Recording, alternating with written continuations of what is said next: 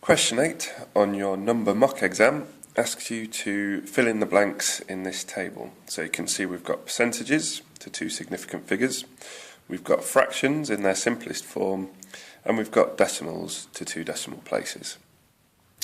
So let's tackle this first one. We've got 32% that we need to convert into a fraction and into a decimal as well. Now the easiest way to look at this is to say we've got 32%. Now what that means is 32 out of 100. So you can see straight away we've got a fraction immediately.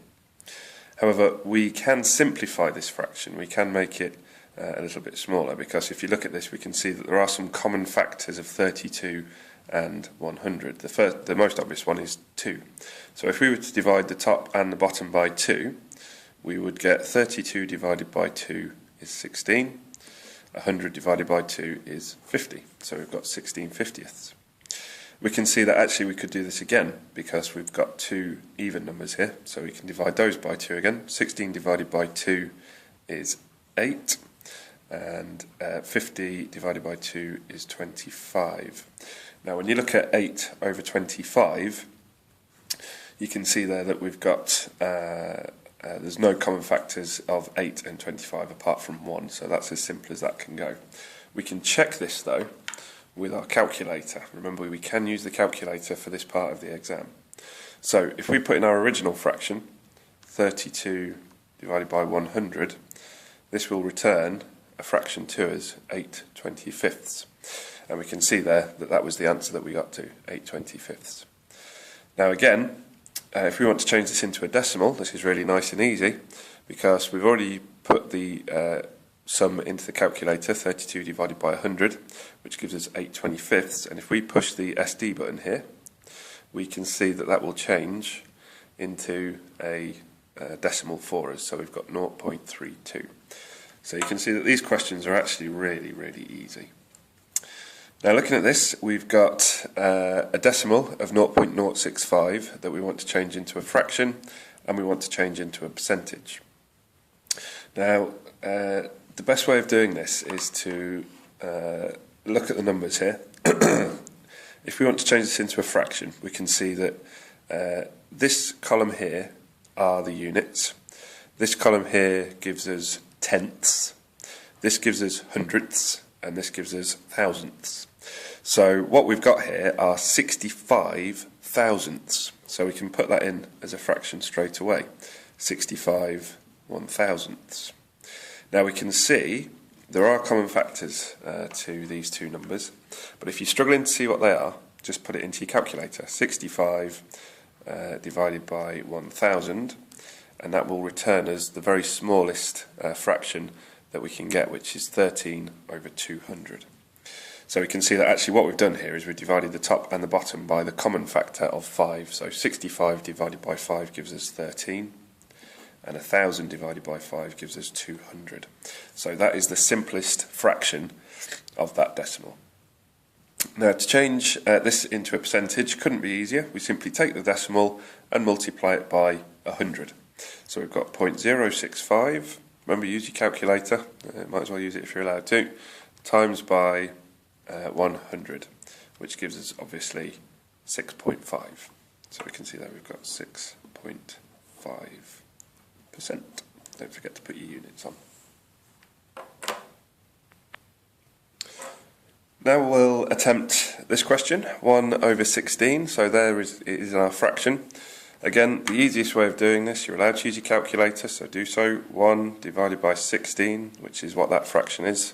It will return us with 1/16, which isn't much help until we push the SD button, and it changes it into a fraction into a decimal for us, which is 0.0625. So we've got 0.0625. And then again, to turn that into a percentage, we simply multiply this by 100. So we've got 0.0625 times by 100, which gives us 6.25. So there's our percentage, 6.25.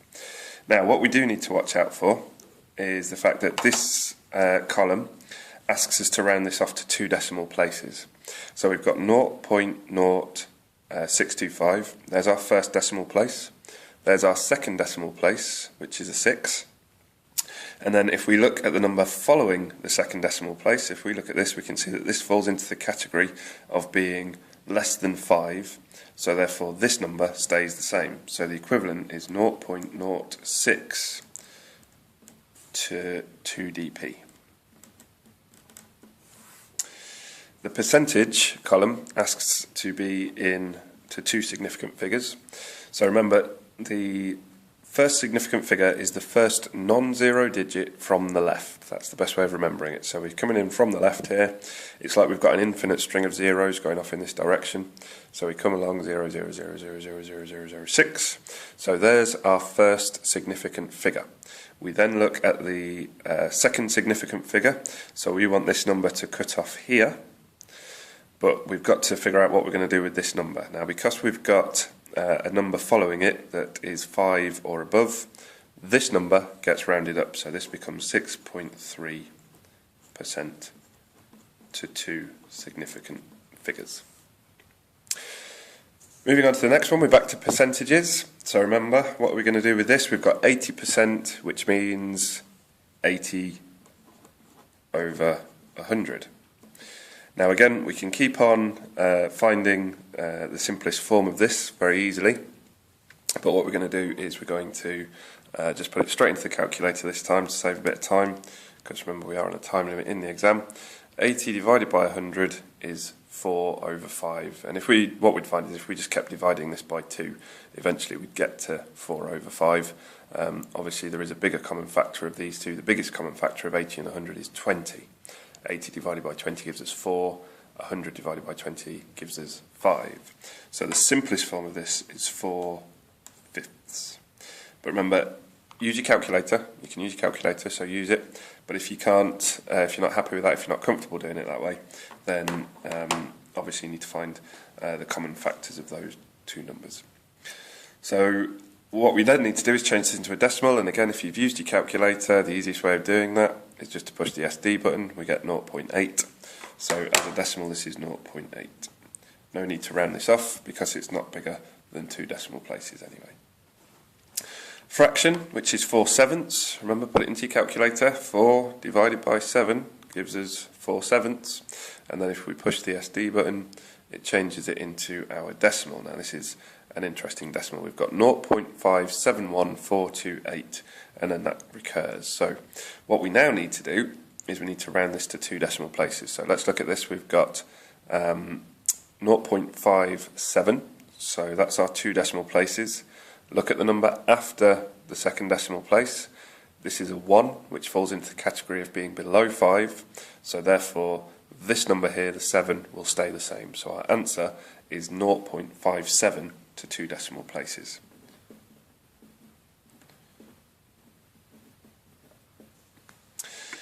Again, we want to change this into a percentage, so we times it by 100, and we get 57.142857, and so on and so forth. So what we can now say is we want this to 2 significant figures. Remember, it's the first non-zero digit from the left, 0.000005. There's our first significant figure. And then the 7 is the second significant figure.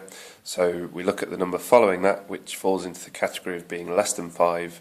So this number stays the same. It stays as 57. So that is 57% to 2 significant figures. Finally, we've got 0.45. We want to change that into a fraction. Remember, we've got units, we've got tenths, and we've got hundredths. So we've got 45 hundredths written here. So that's 45 out of 100. Now, a common factor of these is 5, so we can divide top and bottom by 5, or we can just put it straight into our calculator, and we get 0.4, giving the game away, 9/20ths, which is the smallest form of that fraction, 9/20ths, the simplest form. We then want to change this into a percentage, so we do 0.45 times by 100. 0.45 times by 100 gives us 45, so that's 45%. No need for rounding to 2 significant figures in this case. So there we go, that is question 8 of your number mock exam answered.